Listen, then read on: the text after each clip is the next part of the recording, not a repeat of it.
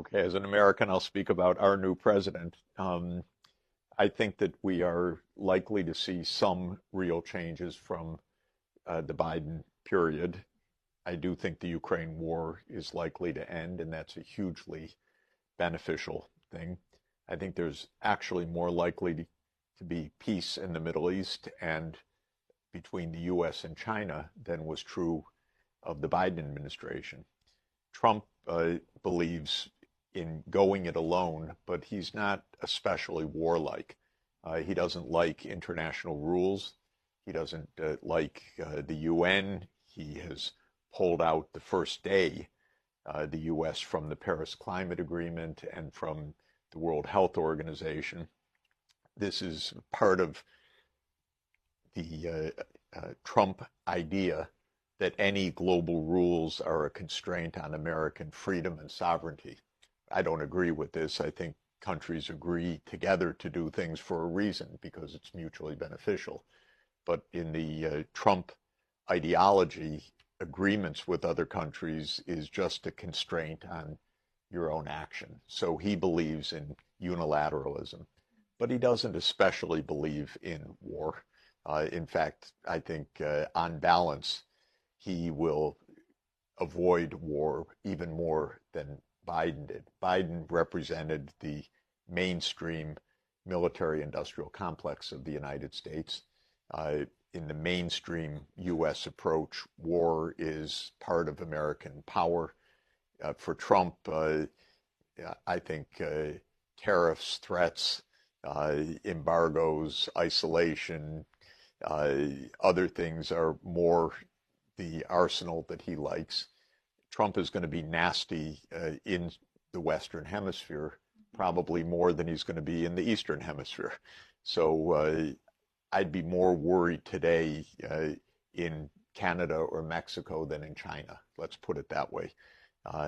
With Canada and Mexico, Trump doesn't exactly know or care where the borders are necessarily. He thinks Canada is part of the United States. He thinks Mexico is a pain in the neck for the United States, and he'll do what he wants to do. And so I wouldn't feel very comfortable being the United States' next door neighbor right now.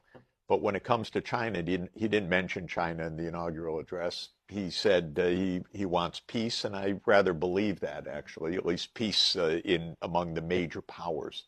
I think the other thing to say about Trump is he believes that the United States is exceptional, and he believes that the big powers are different from all the rest of the world.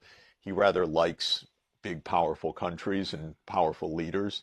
And so I think actually whatever he does on trade and tariffs and other things, which will not be friendly necessarily to China, he will want a good relationship with President Xi Jinping. He'll want a good relationship with Vladimir Putin. This is not the same with Biden. Maybe also Biden's health or status, we don't know, prevented diplomacy, but Biden was completely uninterested in normal diplomacy among leaders. Trump is much more interested. So it's a mixed bag. Again, if I were Panama, Canada, Mexico, I'd be pretty nervous today. But being in China and in Hong Kong, I think it's a pretty benign start. Nothing surprising, if anything, less antagonistic than one might have expected. Trump says he wants to visit China. That's a good thing. Absolutely. I hope that happens. Trump says he wants peace. I really hope that happens because that's the single most important issue for the whole world. And he didn't even mention in his inaugural all the other threats to the world trading system. So let's see. But first day, we've all survived it. America is now much less bound by international rules, but not going to war, at least between the major powers.